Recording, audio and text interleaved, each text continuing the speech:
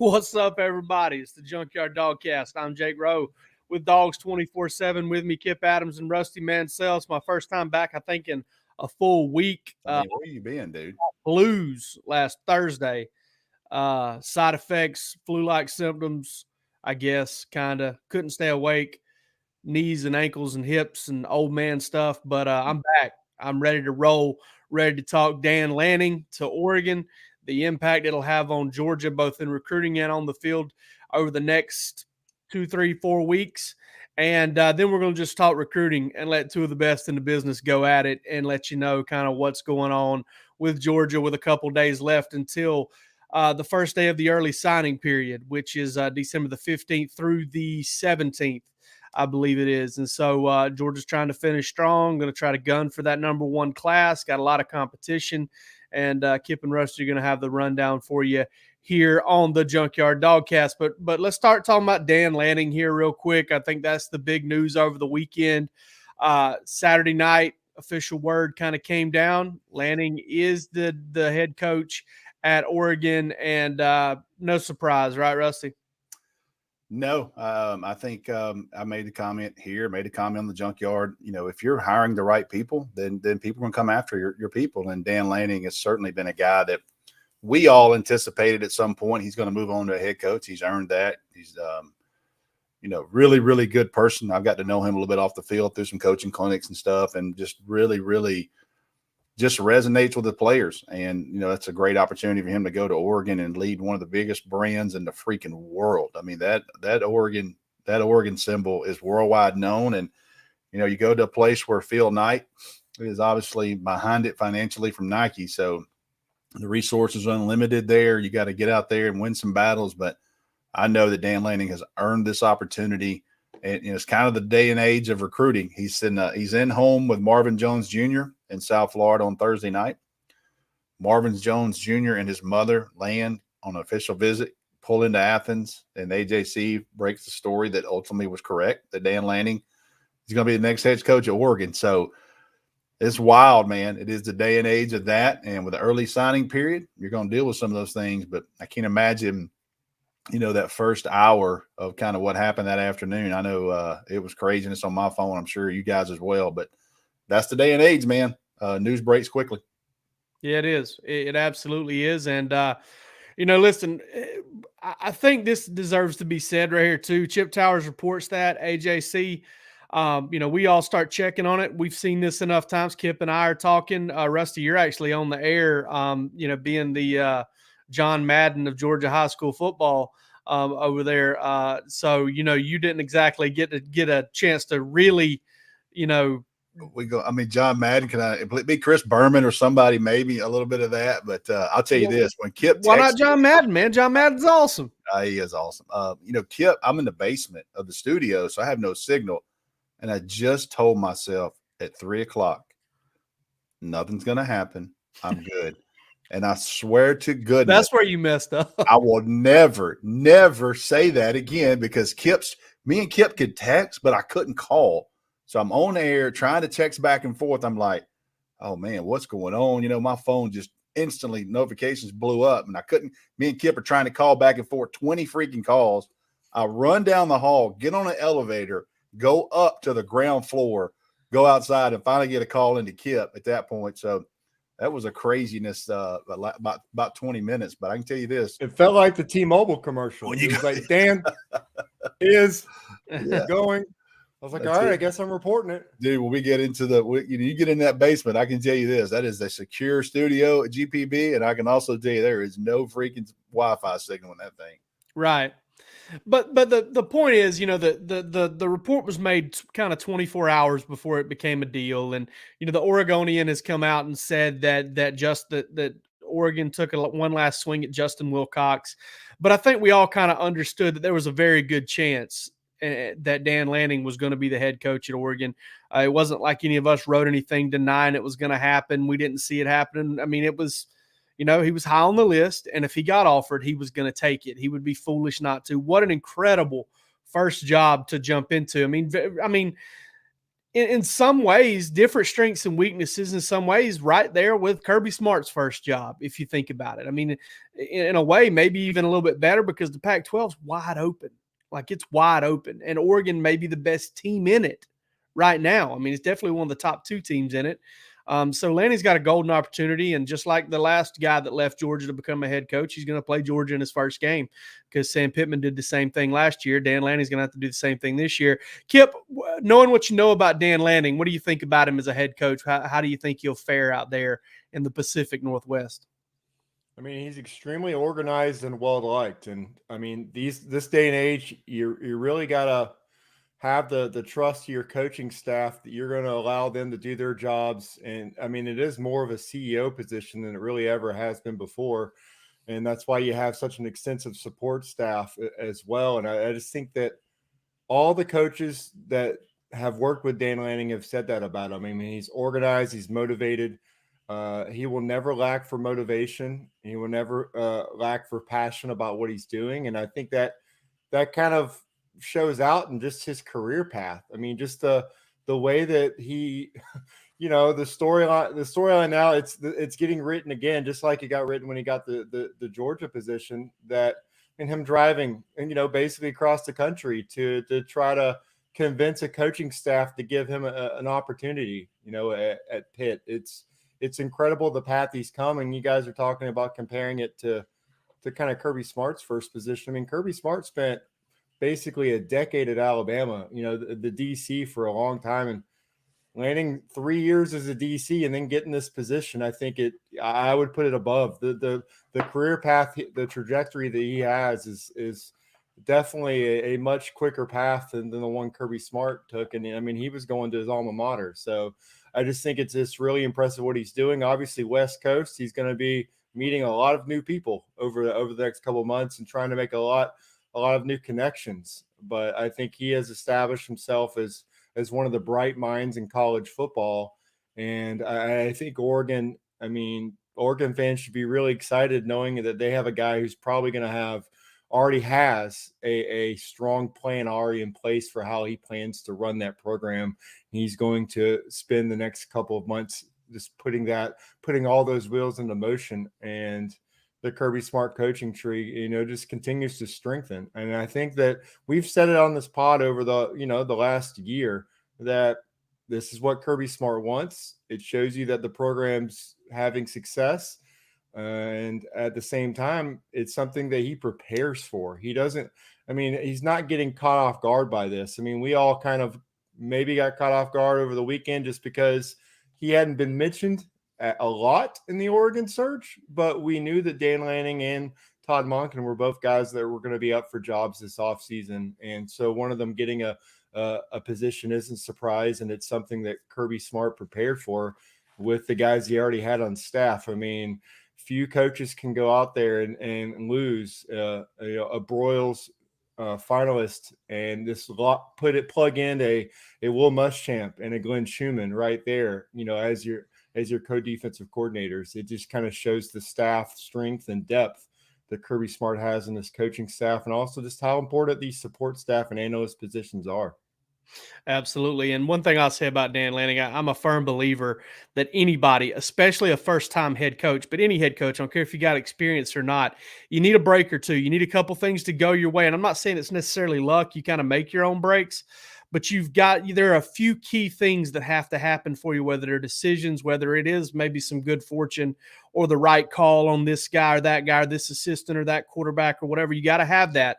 But any guy who treats people the way Dan Lanning treats people has a chance. And, guys are going to enjoy working for him. Guys are going to enjoy playing for him.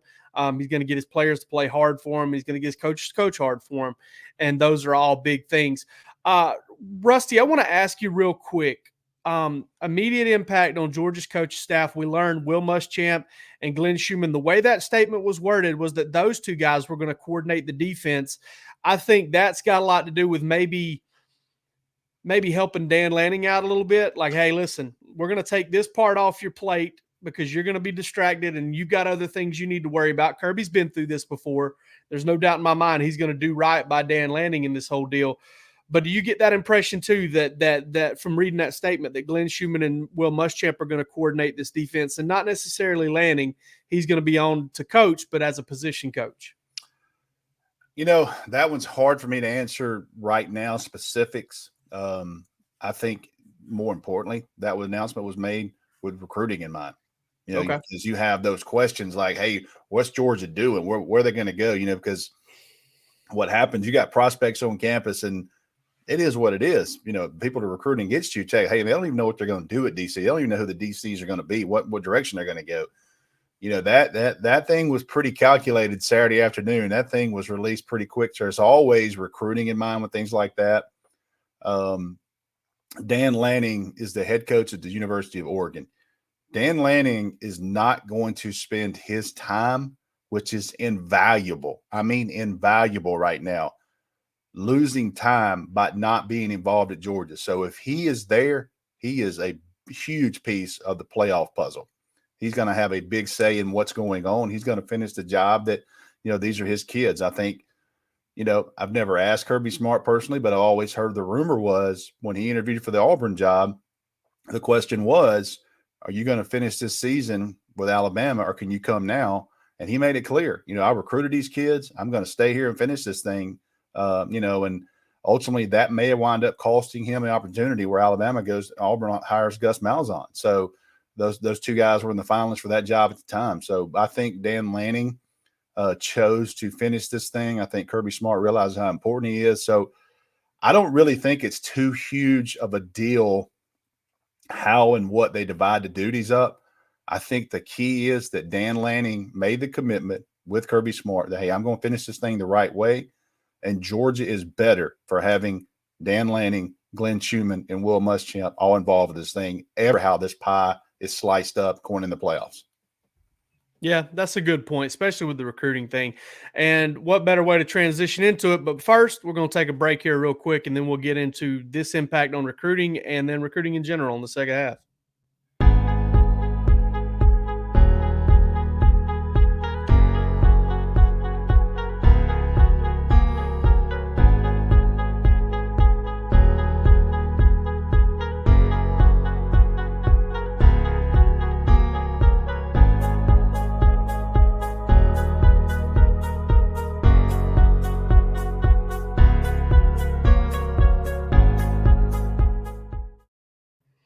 All right, guys, losing Dan Lanning, the impact on recruiting. Kip, how do you feel like this affects Georgia in the very, very short term? Well, I mean, Rusty mentions timing as far as when this leaked. It just so happens, the moment that this storyline came out there, Georgia's hosting a 5-star edge rusher, which just happens to be Dan Lanning's position group. Might be the biggest remaining positional need in this recruiting class for Georgia is trying to get an impact edge rusher. That they got a couple guys right now. Darius Smith is a guy that has a lot of upside, great length, and they also have Carlton Madden at Cedar Grove, another impressive prospect that's had a nice growth spurt and has a good size as well. But Marvin Jones Jr. is considered arguably the most talented edge prospect in this class, and he's in Athens. The news comes out that Dan Lanning is likely headed to Oregon, and Georgia has worked so hard to get him on campus this final weekend before the early signing period. And this is a guy that, again, this is the last official visit for him, the 5th one, and a guy that's set to make his announcement here. And Georgia's just trying to make that big push for him. So you got to think that that's something that him and Marvin Jones and his family, out of Fort Lauderdale in American Heritage High School, a high school that Georgia's recruited heavily over the last decade. Several players have played for Georgia out of that high school, but you got to think to him and his family, that's something they were thinking about. Who is going to coach me at the next level?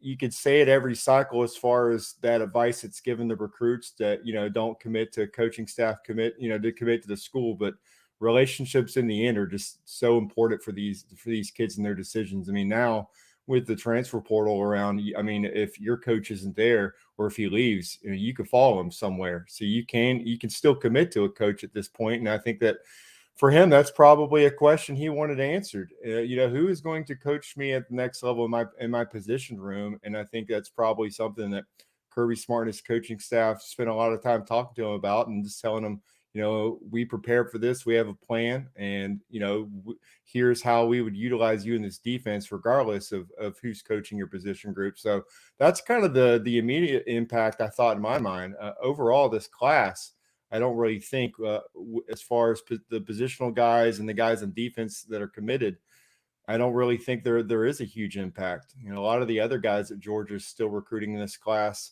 are in the secondary, whether it's Kamari Wilson or whether it's Dalen Everett.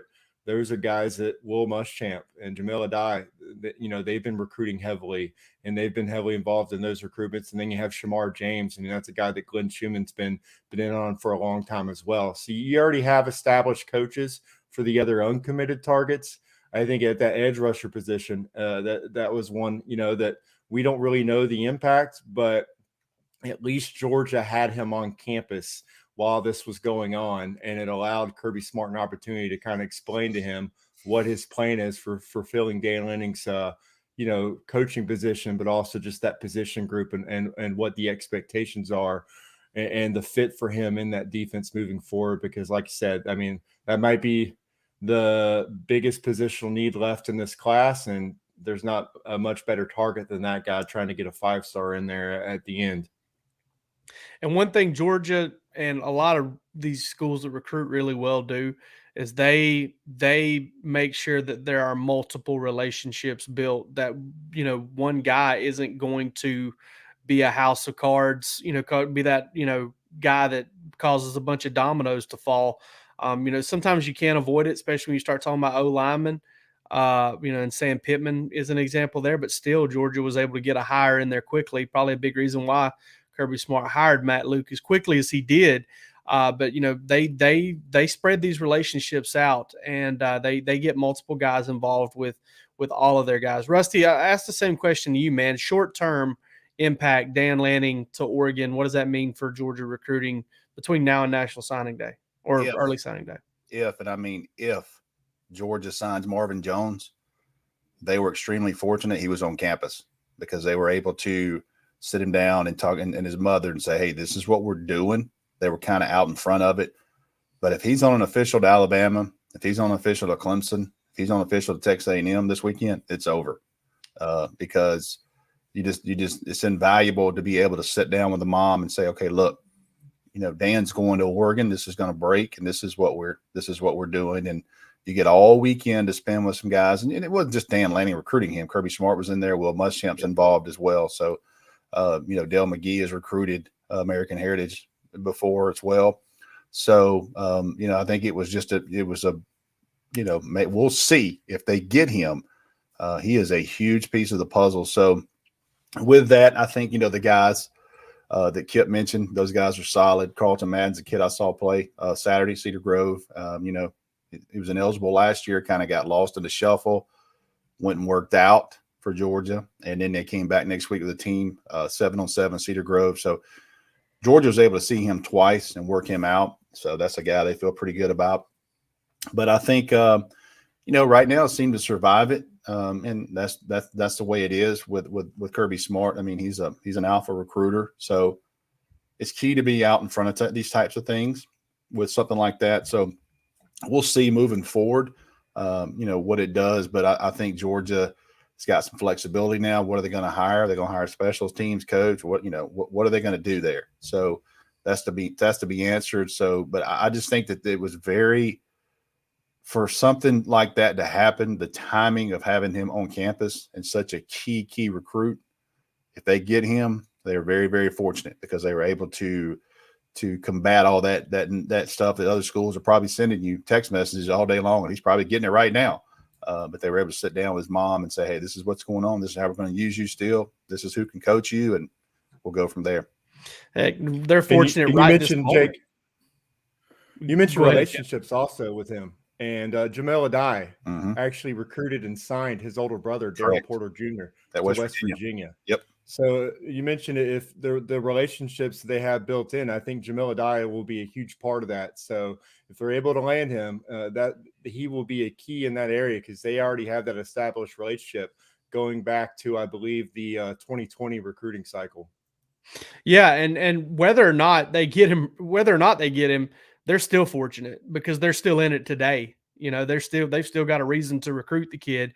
Whereas, like you said, Rusty, 100% they would not if he was on another campus. And I'm not saying there would be any big hard feelings or anything like that, but you want to make a decision easier on a kid, you have something like that happen when you can't get a hold of him, when you can't communicate with him or sit down or, like you said, get out in front of it. That's big as well. Rusty, going to come right back to you here real quick.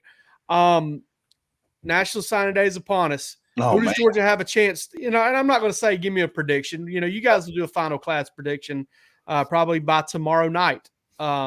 But who does Georgia have a chance to land here at the end and kind of put themselves over that 300-point mark? And who can they finish out the class with? There's a lot of major targets. I'm not being rude, but I'm working my phone the entire time here, texting this and that. So. The guys that follow this day to day, and I see a lot of our board members right here to the right. See all you guys in here, Chris and Brian, all you guys that have a different name on the site, but we know you guys follow it day to day, and a lot of these people that are on here right now do. But there's a lot of big targets. I mean, Kamari Wilson, Christian Miller, Dalen Everett, Marvin Jones Jr. We talk about, Shamar James. We don't even talk about Shamar James enough. Freaking 5-star, just really, really good player. So there's a lot going on. I think Georgia is, Ernest Green, offensive lineman from California. We talked about Drew Bobo, a kid, ultimately will end up in this class. So there's a lot going on, more than usual with this. I kind of thought Georgia might have 2 or 3 things left. I thought some kids would be committed by now that are waiting. So we'll see. I got a text a while ago about Christian Miller. Christian Miller will not announce where he's going until I think January the 8th at the All-American Bowl. So that's not a kid that Georgia's going to find out on Wednesday. So there's a lot left this week. We'll have continual updates, but more importantly, Jake, there's a lot of big-time targets, and those guys, we're doing updates, 2 or 3 times a day right now on Dawgs 247. That's just the way it is. And, the information changes. Can't make any final predictions. I remember predicting, and it's just tough to do it because information changes. I remember, and I missed him, predicting Otis Reese to Michigan. And, I'm sitting there at 11 o'clock on Tuesday night, and I'm like, everybody I talked to that night, and Georgia made a big push on him. And I said, look, this kid's going to stay with Michigan. And literally when I hit publish, about 5 minutes later, I got a text and said, hey, Otis Reese is going to Georgia.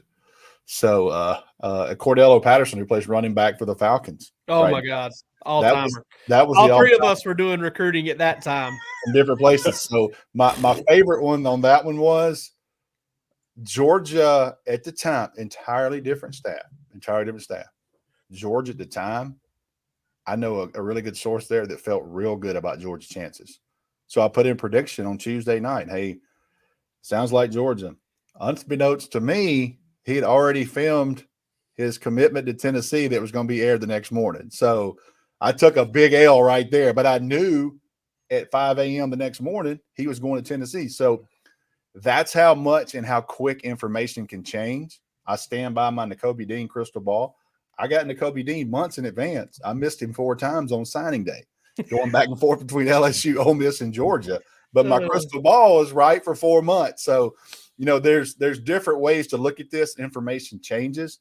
It's hard for me. It's one of the hardest things I do. It's part of my job is to make a final prediction because information changes so late and you start finding out a lot of stuff late. So I've learned lessons. We are going to do some final predictions on this thing, but I'm just telling you right now, what you hear on Monday morning might not be what you hear on Tuesday night. The stuff changes so quickly. And we're at that time of year where it's information is going fast. Yeah, and I can't, I got hit with the Cordero Patterson thing too. I think Kip may be the only person that did it. Because I remember, I think I even hit up Kip like later that night, be like, hey, what am I missing on this? Yeah. And then like the next day, Kip finally got back to me, and Kip was like, hey, this is what happened. And by that time, I think I'd already figured it out. But yeah, that was nuts. That was actually my first signing day in this business. It was my very first. So that one was nuts. I remember Avery, what was it? What last name? The kid went to Auburn. Avery, the offensive lineman. Was it kid from Pierce County? No, it was the kid from down in Miami Gardens. Oh, you're talking about Avery Young? Avery Young, yeah. Yep. I somehow I had a really good relationship with him. Yeah. I'm going from the Blind Pig doing a speaking thing to Buffaloes. I call him. He's about to go on the air, and I said, "Hey, who's it going to be, man? I want to have a story ready." And he goes, "I'm going to Georgia, man." And then he chooses Auburn like 30 minutes later. These kids sometimes know what you kind of feel like they know what you want to hear. I really just want the truth, but I think he thought I wanted to hear Georgia. I don't really know.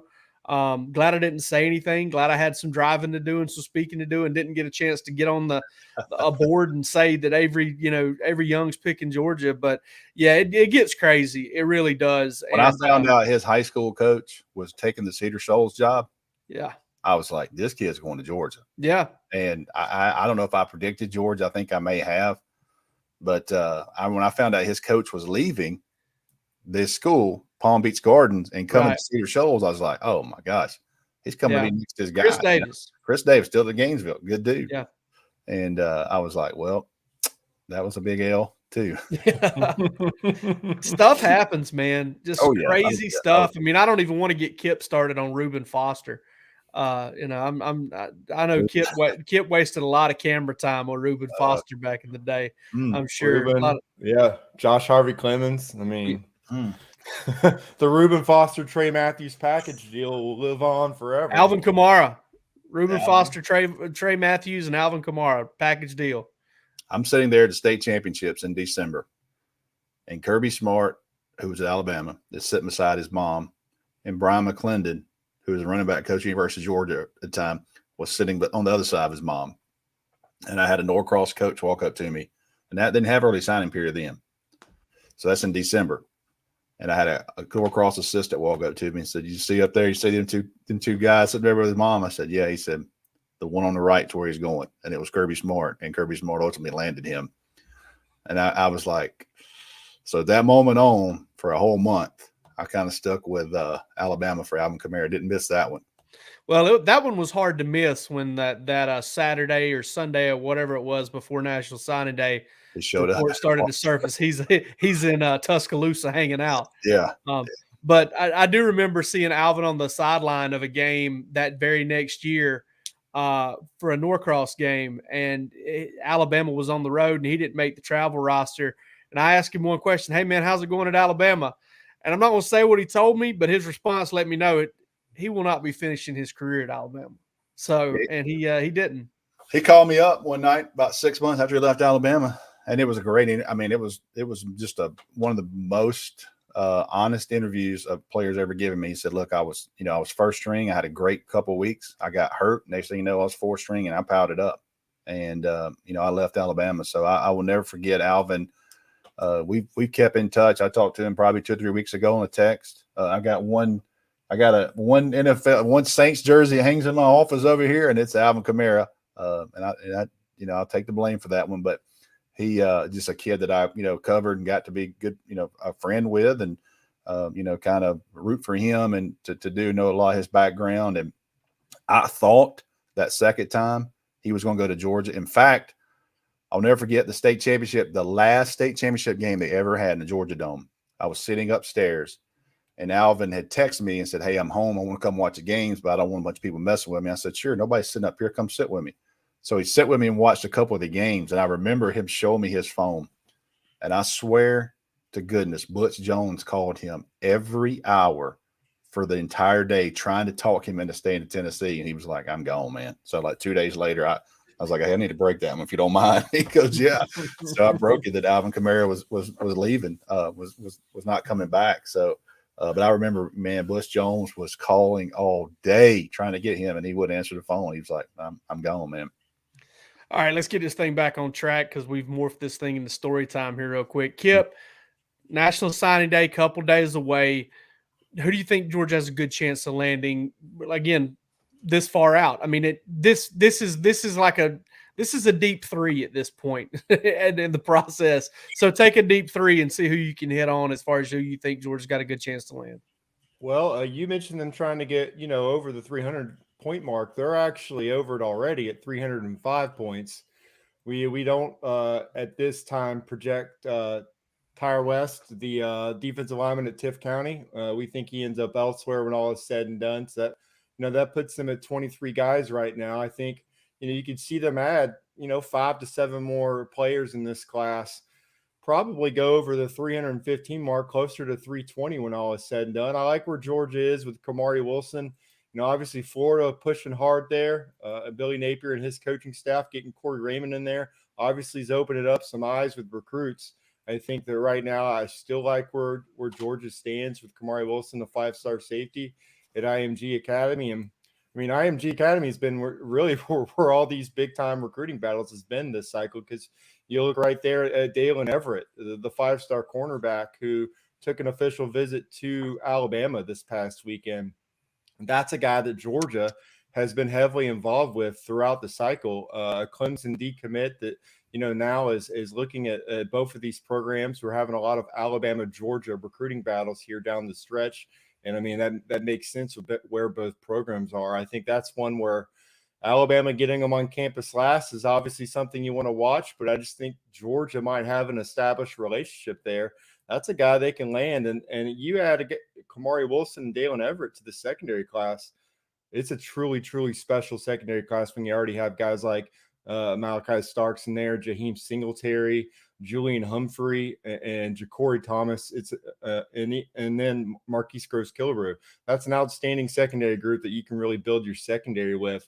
And just continuing, like I said, Georgia-Alabama battles, Shamar James, that might be the one where, both programs feel pretty good heading into the last 48 hours before, he plans to sign and send his letter of intent in. That's a top 100 linebacker. Honestly, could be a 5-star when all is said and done out of Faith Academy in Mobile, Alabama. Georgia got him on campus this last weekend. Had him on campus during the season as well, and I think there's reason for Georgia to feel good about that. But I think Alabama's got reason to feel pretty good about it too. I kind of lean towards Georgia right now. I think they're in a good place with him. And I talk about the secondary class. I think Glenn Schumann, once again, reloading at inside linebacker. You're potentially losing Clay Walker, Channing Tindall, Kobe Dean all to the NFL, and he's reloading that room. If he's able to add Shamar James to this class with CJ Washington, another really, really impressive linebacker prospect. I just really, and Jalon Walker, a guy that, really compares well to the guys like Channing Tindall and Clay Walker as a big linebacker who can run. I think that would be an impressive haul, positional group for there. I don't think this defense is really going anywhere. And I think Rusty Mission, Christian Miller at Cedar Grove, the defensive lineman who's had a very strong senior season, him announcing on January 8th. So Georgia fans will have to wait to see what he says there. But you add him to the group, and then Chandler Smith, the speedster, former Florida commit, a guy that ran a WIN-aided 10.28. But even if you got the wind helping you, a sub 10.3 100 meter is blazing fast. So that's a guy 6'1", 180 pounds. I think we all saw, Georgia needing some speed at wide receiver this season, and what a guy like Arian Smith can do in that offense. Well, this is a similar player, a guy that if he can stay healthy, the big question mark, he has a lot of potential to make an impact in Georgia's offense and kind of give them something that not only do they need in this class, but they kind of need on the roster overall. I think the last position, like I said earlier, is that edge position. Do they get Marvin Jones Jr.? Does James Pierce sign on Wednesday? His decision could be one that we're watching with Georgia. If they're not able to land a guy like Marvin Jones Jr., I think that James Pierce probably becomes that most coveted prospect heading into January. Those are kind of the main guys we're tracking right now. I think Georgia ends up, like I said, 28, 29 guys. Is that good enough for number one? Maybe not. I think Alabama and Texas A&M are in on with a lot of guys and have a chance to really load up there. I think, right now, if I'm projecting Georgia's class, I think they probably end up number 3. But if they win a couple of these 50-50 battles, you add a guy like Marvin Jones Jr. to the group, you're pushing 320 points at that point. And I mean, that's probably going to get you pretty close to the top no matter what. And I don't think Georgia's coaching staff will be worried about where they're at in the class rankings if they're able to win some of those battles. Great stuff, guys. It's awesome. Let's let these two hunting dogs off the leash. Let them go get some information for us, and come on over to Dawgs 24/7. 50% off through the rest of the week. I believe it is through National Signing Day. What's up, Rusty? Can I answer one question? Joseph Ham at the bottom here has a really good question. If UGA misses out on Marvin Jones, are there any rumors about a portal outside linebacker they may target? Here's what I'll say about the portal. A lot of these guys don't do it until early January because they want to enroll somewhere in mid-January. So don't look at the portal right now and think this is all there is. It's going to continue to get hot. And this thing, Jamison Williams didn't come in this thing until last year in January. You start talking about impact players, those types of things. So with the portal, you just don't look at it right now and go, hey, is there a guy in there? There's not. There could be, and there'll be some movement. When the season's done from all these teams, early January, there'll be some names in there for sure. There's very few positions on a football team that you won't look at the right player at in the portal. There's very few positions. I mean, for Georgia, you look at receiver, outside linebacker, running back, quarterback. It doesn't matter. If it's the right guy, they're going to take a look at him. They may take a swing at him, and that's just how the portal works. If they feel like it can help them, they're going to try to go get him. But yeah, so 50% off over at Dawgs 24/7 through National Signing Day. Come join us over there. I mean, 6 months for free if you sign up for a full year. So come see us, come get all the information. We'll have it for you. This episode of the Junkyard Dawgcast is over, though. I'm Jake Rowe from Dawgs 24/7. They're Rusty Mansell and Kip Adams from the same place, and y'all take it easy.